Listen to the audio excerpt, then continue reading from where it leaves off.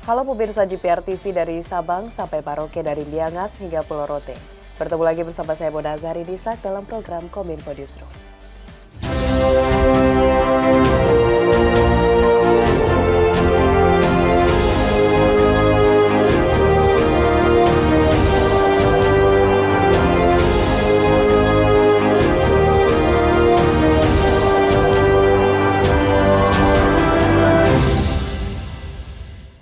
Pemirsa, kita ke informasi pertama. Kementerian Koperasi dan UKM menginisiasi terbangunnya sistem layanan bantuan dan pendampingan hukum secara online.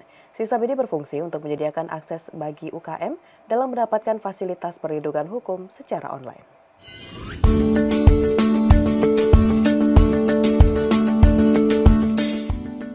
Dalam Seminar Nasional Optimalisasi Bantuan Hukum bagi UMKM di kanal YouTube Kemenkop UKM, Menteri Koperasi dan Usaha Kecil dan Menengah, Teten Masduki mengatakan, implementasi digitalisasi layanan untuk bantuan dan perlindungan hukum usaha mikro kecil perlu untuk dipercepat agar mempermudah akses bantuan hukum bagi para pelaku usaha mikro dan kecil. Namun karena karakteristiknya, usaha mikro dan kecil masih dihadapkan pada sejumlah permasalahan dalam mengembangkan usahanya, termasuk permasalahan di bidang hukum, seperti kredit macet, utang piutang, wan prestasi atau gagal bayar, dan sebagainya. Oleh karenanya, Undang-Undang Cipta Kerja dan Peraturan Pemerintah Nomor 7 Tahun 2021 telah mengamanatkan pemerintah untuk wajib memberikan akses perlindungan, dalam hal ini perlindungan hukum yang salah satunya diimplementasikan melalui layanan bantuan dan pendampingan hukum kepada pelaku usaha mikro dan kecil. Untuk itu, ini tidak bisa dilakukan sendiri. Perlu sinergi dan kolaborasi secara nyata untuk memberikan literasi hukum sekaligus layanan bantuan dan pendampingan hukum yang dapat dimanfaatkan oleh para pelaku usaha.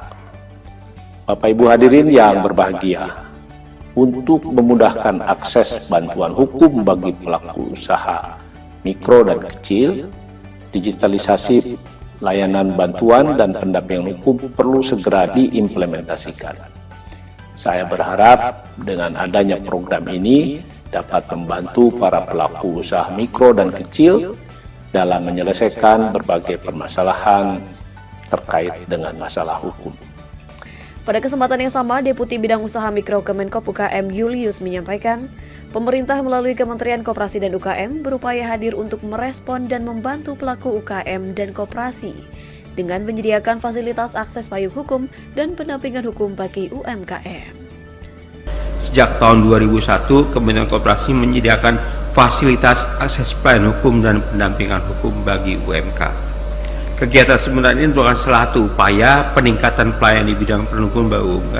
Tema yang diangkat adalah optimalisasi layanan bantuan dan pendampingan hukum bagi UMK. Tujuannya adalah untuk menyebarluaskan program layanan hukum, pendampingan hukum khusus UMK, mendapatkan masukan dan rekomendasi terkait layanan hukum. 3. Meningkatkan sinergi peran dengan berbagai pihak untuk layanan hukum ini.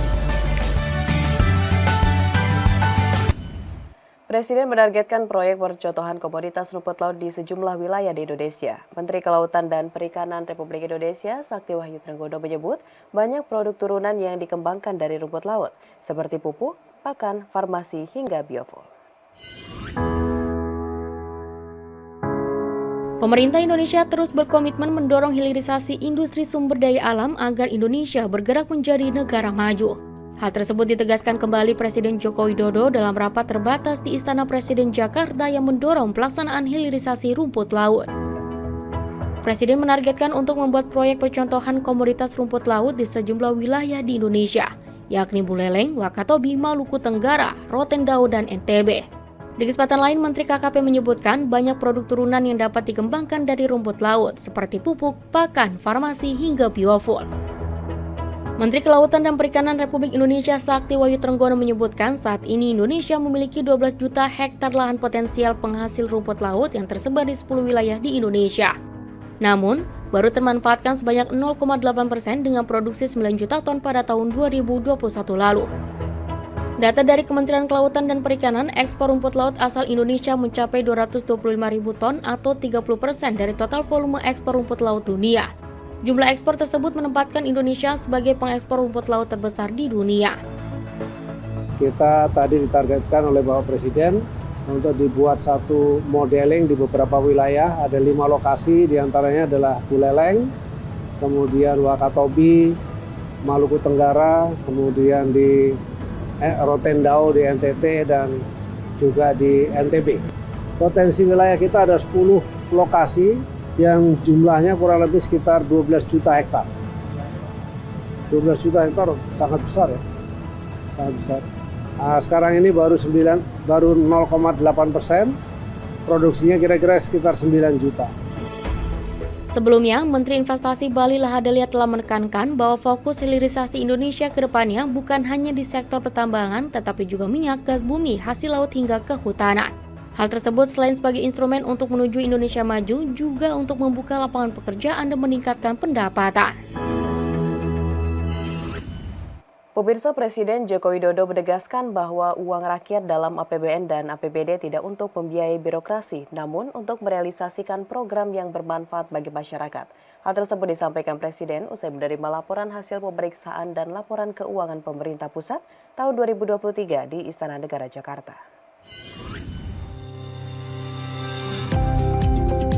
Presiden Joko Widodo menegaskan bahwa uang rakyat yang ada dalam APBN dan APBD bukanlah untuk membiayai pembangunan birokrasi, melainkan untuk kembali ke rakyat dan dirasakan manfaatnya oleh rakyat. Hal tersebut disampaikan Presiden usai menerima laporan hasil pemeriksaan dan laporan keuangan pemerintah pusat tahun 2023 di Istana Presiden Jakarta. Oleh karena itu, Presiden meminta kementerian lembaga dan pemerintah daerah untuk meningkatkan kualitas belanja, bukan hanya memberatkan untuk anggaran program yang tidak efisien dan efektif. Sebelumnya, Presiden telah menerima laporan bahwa APBD lebih banyak digunakan untuk perjalanan dinas dan beberapa hal yang bersifat tidak urgent. Tertib administrasi itu penting, tapi yang lebih penting adalah kebermanfaatannya untuk rakyat. Agar APBN dan APBD dapat dimaksimalkan, maka Presiden meminta kepada jajarannya dalam penggunaan anggaran lebih fokus pada program unggulan.